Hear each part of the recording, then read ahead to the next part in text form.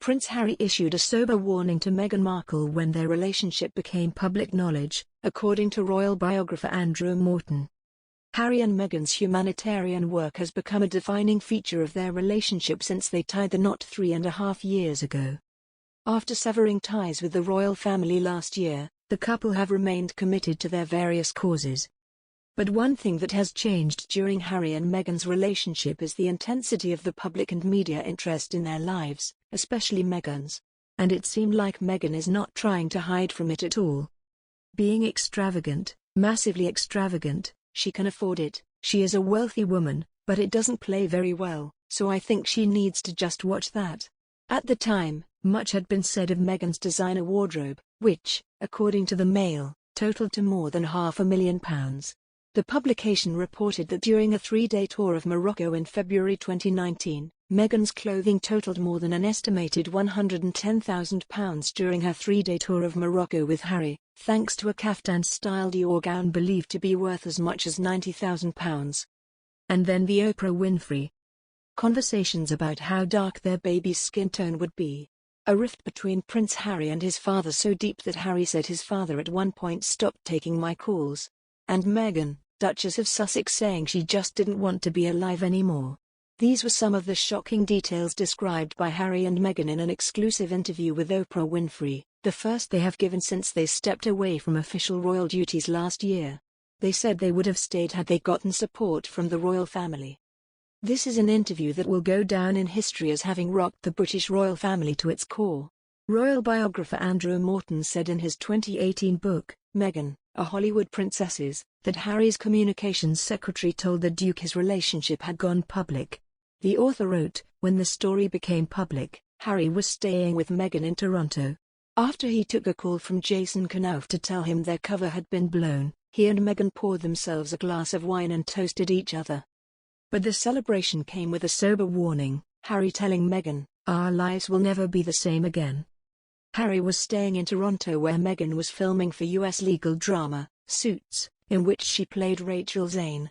Mr. Morton claims, overnight, Meghan Markle went from being a moderately well-known actress to one of the most famous people on the planet.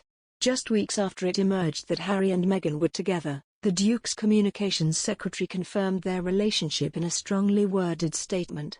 It claimed that a line had been crossed as it said Meghan had been subject to a wave of abuse and harassment.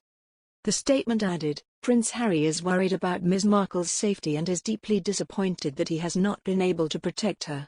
It is not right that a few months into a relationship with him that Ms. Markle should be subjected to such a storm. He knows commentators will say this is the price she has to pay and that this is all part of the game. He strongly disagrees. This is not a game. It is her life and his. The unprecedented royal statement signed off by Harry was the first in a string of comments he made about the pressure on his and Meghan's relationship amid such intense public scrutiny. During the Sussexes' 10-day tour of Africa in October 2019, Harry and Meghan were re-interviewed by ITV's Tom Bradby for the documentary, Harry and Meghan, An African Journey.